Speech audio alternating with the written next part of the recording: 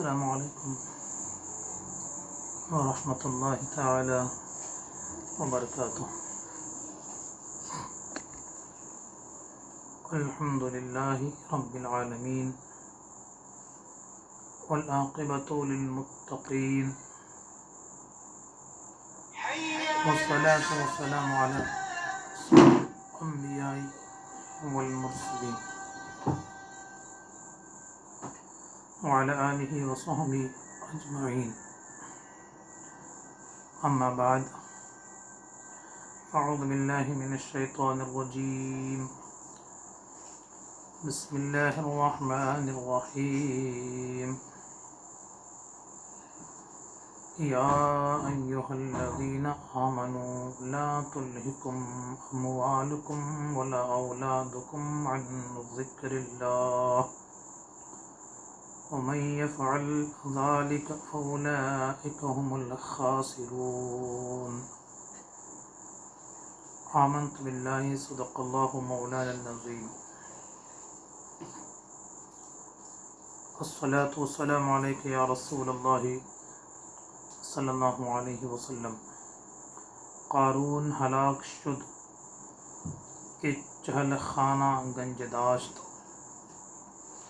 قارون ہلاک شد کہ چہل خانہ گنج داشت، نوشیرواں نہ مرد کے نام نکو گذاشت۔ اللہ عز و جل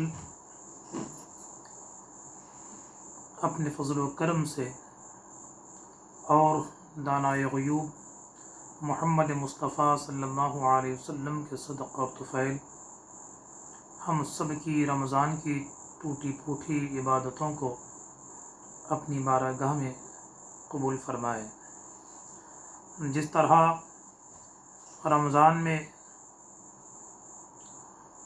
سب لوگوں نے عبادت پر کمر بند لی ہے، کمر کس لی ہے، دوسرے مہینوں سے زیادہ نمازیں، دوسرے مہینوں سے زیادہ قرآن پاک کی تلاوت، دوسرے مہینوں سے زیادہ ذکر و اذکار میں سب لوگ لگے ہوئے ہیں۔ اللہ تبارک و تعالی بعد رمضان بھی ہمیں اسی طرح نمازوں کی، تلاوت قرآن پاک کی، ذکر و اذکار کی اور واعظ و نصیحت سننے کی توفیق عطا فرمائے۔ رمضان المبارک کے دوسرے عشرے میں ہیں، دوسرا عشرہ بھی آج اس کی آخری رات ہے۔ پہلا عشرہ رحمت کا اور دوسرا عشرہ مغفرت کا ہے۔ اللہ تبارک و تعالی ہمیں توبہ کرنے کی توفیق عطا فرمائے۔ اسلام کی پہلے جنگ عظیم جو 2 ہجری 17 رمضان کو بدر میں لڑی گئی، اس کے حوالے سے بھی آپ نے بہت ساری باتیں علماء کرام سے سنی ہوں گی۔ آج ہمارے سامعین کی ایک خواہش ہے، کمنٹس میں بعض لوگ اپنی یہ خواہش کا اظہار کیے کہ مال اور دولت کے حوالے سے کچھ باتیں سنائیے، زکوٰۃ کی فرضیت، اس کو ادا کرنے اور نہ کرنے پر جو عذاب اور ثواب ہے اس کے بارے میں تھوڑا ہماری رہنمائی فرمائیے۔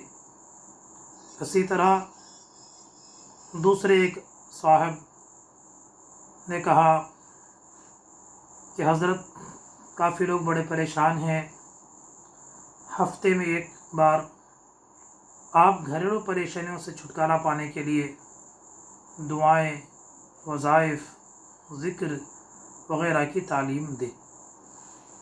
الحمدللہ میں آپ کا مشکور ہوں کہ آپ نے مجھے اس قابل سمجھا کہ میں آپ کی رہبری کروں۔ اللہ تبارک و تعالی ہم سب کو سید عالم صلی اللہ علیہ وسلم کے نقش قدم پر، آپ کی سیرت مبارکہ پر چلنے کی توفیق عطا فرمائے۔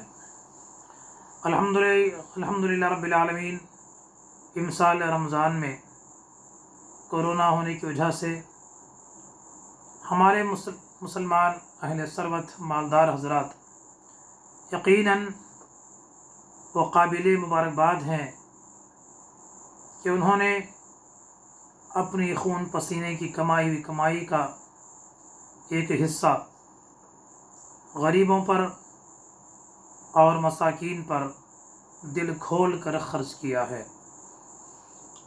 ہمیں یقین ہے آپ کے صدقے کی وجہ سے، آپ کے خیرات کی وجہ سے غریب حضرات بھی رمضان میں بڑے ہی خوشی کے ساتھ روزے رکھ رہے ہوں گے۔ اللہ تبارک و تعالی آپ کو مسلمان روزہ داروں کو روزہ افطار کرانے کا ثواب عطا فرمائے۔ عزیزو، مال انسان کی سخت ضرورت ہے۔ مال کے بغیر، درہم و دینار اور روپیوں کے بغیر زندگی کی گاڑی آگے نہیں جا سکتی ہے۔ اسلام کے 5 رکن ہیں، 5 ارکان ہیں: کلمہ، نماز، روزہ، حج اور زکوٰۃ۔ یہ 5 رکن میں پہلا ہی فرض ہے کلمہ پڑھنا، گواہی دینا کہ اللہ تبارک و تعالیٰ کے سوا کوئی معبود نہیں ہے، کوئی خدا نہیں ہے، کوئی الہ نہیں ہے، اور فخر موجودات دانائے غیوب محمد مصطفیٰ صلی اللہ علیہ وسلم اس کے بندے اور اس کے رسول ہیں۔ ایک فرض ایسا ہے جو بغیر پیسے کے، بغیر درہم و دینار کے ادا ہو جاتا ہے۔ باقی جتنے فرائض ہیں، نماز اس کے لیے پیسے کی ضرورت ہے، روزہ اس کے لیے ہمیں درہم و دینار اور پیسوں کی ضرورت ہے، حج بھی صاحب استطاعت پیسے والا ہی کر سکتا ہے، زکوٰۃ بھی اہل ثروت مالدار لوگ ہی دے سکتے ہیں۔ تو مال کا ہونا بری بات نہیں ہے، لیکن مال جو ہمارے پاس ہے ہمیں یہ پورا یقین ہونا چاہیے کہ یہ خدا کا دیا ہوا مال ہے۔ میری محنت اور میری چالاکی سے مجھے مال نہیں ملا ہے، کیونکہ ہم خود اندازہ لگا سکتے ہیں جتنا ہم پڑھے ہیں دوسرے اتنی پڑھے ہوئے ہیں، جتنی ہم چالاکی ہم استعمال کرتے ہیں دوسرے بھی اتنی چالاکی استعمال کرتے ہیں، جتنے دور اندیش کاروبار میں ہم ہیں دوسرے ہم سے زیادہ دور اندیشی ان کے اندر ہے، لیکن اس کے باوجود ان کے پاس پیسہ کم، ہمارے پاس کیوں زیادہ؟ تو یہ معلوم ہوا کہ رزق اور پیسہ دینے والا خداوند قدوس کی ذات ہے۔ ہمارے پاس جو دھن ہے، جو دولت ہے، یہ خدا کی دی ہوئی دولت ہے، اس بات پر پکا یقین ہے اور ہونا بھی چاہیے۔ اس لیے پھر پیسوں کی محبت بھی ہمارے دلوں میں ہوتی ہے، کیونکہ پیسے ہی سے نماز کے لیے پیسہ، میں نے کیوں کہا، نماز کے لیے ستر عورت، کپڑے پہننے کی ضرورت ہے، صحت اور عافیت کی ضرورت ہے، یہ بغیر پیسے کے حاصل نہیں ہوتا ہے۔ روزے، سحری اور افطاری کی ضرورت ہے، اناج اور رزق بھی بغیر پیسے کے نہیں ملتا ہے۔ تو پھر یہ پیسے ہی سے ہم غریب کی مدد کر سکتے ہیں، روپیوں سے مسکینوں کی مدد کر سکتے ہیں، ہم پیسوں سے مسجدوں مدرسوں کی مدد کر سکتے ہیں، ہم اطراف اکناف میں جو ہمارے دوست و احباب ہیں ان کی مدد کر کے ان کے دل میں اپنی محبت کا گھر بنا سکتے ہیں، اور یہی دولت ہے، اسے ہم اپنی من ماری پر خرچ کر سکتے، شراب پر، جوئے پر، حرام کاموں پر، اسراف پر، اور اہل بدعت کے ان کے نئے عقیدے کو بڑھانے کے لیے بھی ہم اپنے اس پیسوں کا استعمال کر سکتے ہیں۔ اس لیے ہمیں چاہیے کہ پیسہ یہ اللہ عز و جل کی عطا کردہ نعمت ہے۔ اسی لیے قرآن پاک کی جو آیت میں نے آپ کے سامنے پڑھی اس میں صاف صاف رب ارشاد فرما رہا ہے، یا ایھا الذین آمنوا لا تلہکم اموالکم ولا اولادکم عن ذکر اللہ ومن یفعل ذلک فاولئک هم الخاسرون۔ اے ایمان والو، تمہیں تمہارا مال اور اولاد اللہ کی یاد سے غافل نہ کرے، اور جس نے ایسا کیا وہ نقصان پانے والے ہیں۔ کیا؟ جس نے مال کی محبت میں ڈوب کر نمازیں چھوڑ دی، مال کی محبت میں ڈوب کر اس میں غریبوں کا، مساکین کا جو حق ہے اسے ادا نہیں کیا، مال کی محبت میں ڈوب کر منمانی زندگی گزاری، تو یاد رکھیے یہ مال ہمیں اللہ کے ذکر سے اگر غافل کر دیا تو ہمارے لیے نقصان کا سبب بنے گا۔ انما اموالکم واولادکم فتنہ واللہ عندہ اجر عظیم، بلا شبہ تمہارے مال اور تمہاری اولاد تمہارے لیے آزمائش ہیں، امتحان کی چیزیں ہیں، اور اللہ کے نزدیک بڑا اجر اور بڑا ثواب ہے۔ اس لیے ان الانسان لیطغی ان رآہ استغنی، تحقیق انسان سرکشی کرتا ہے، سرکشی کرتا ہے اس لیے کہ وہ خود کو غنی اور بے پرواہ سمجھتا ہے، اپنے آپ کو بڑا مالدار اور بے پرواہ سمجھ کر سرکشی کرنا کیا ہے؟ اللہ کے حکام کی خلاف ورزی کرتا ہے۔ تو یہ دیکھیے دولت اللہ نے کافروں کو بھی دی ہے۔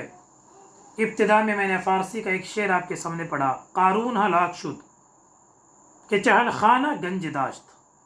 قارون ہلاک ہو گیا جو 40 گھر کیا کرتا تھا؟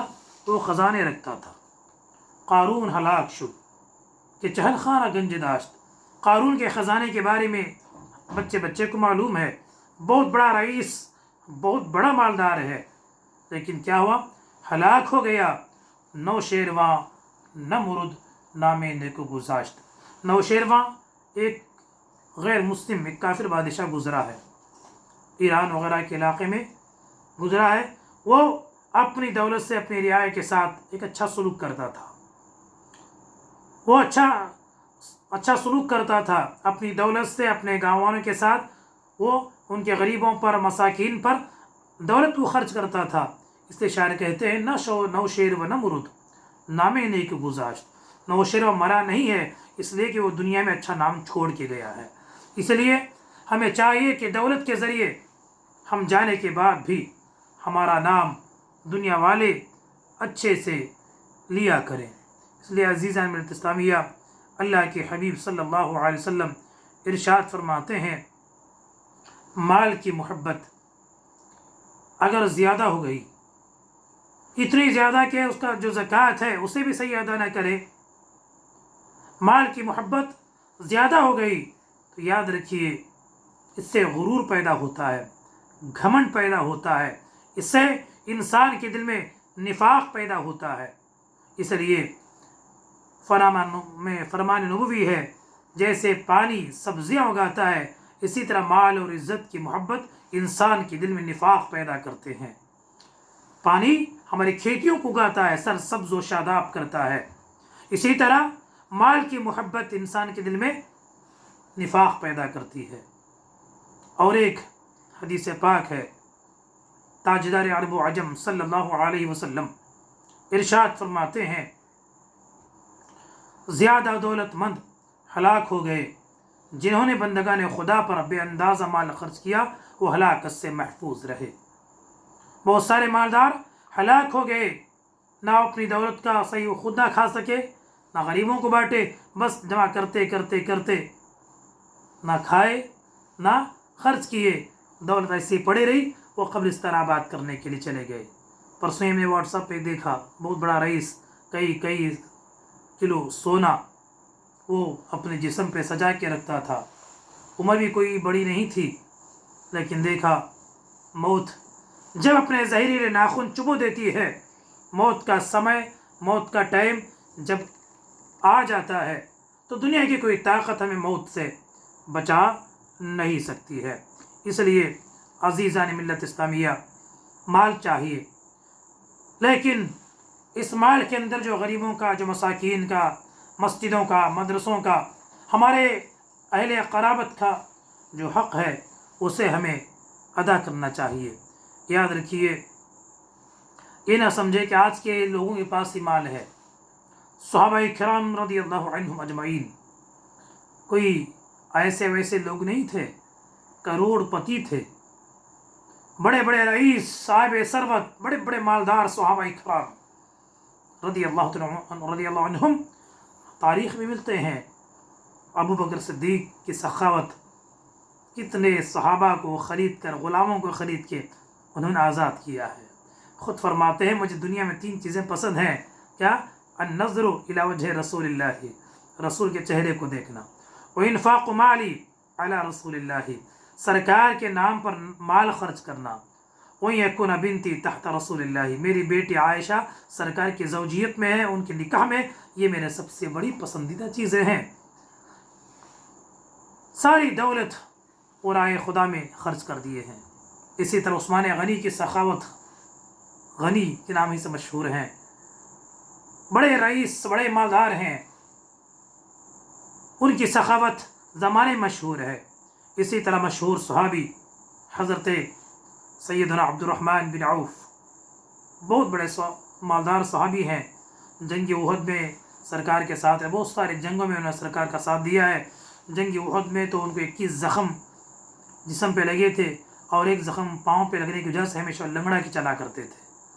اپنے جان کو بھی انہوں نے اسلام کے لیے قربان کر دیا، کوئی معمولی آدمی نہیں تھے۔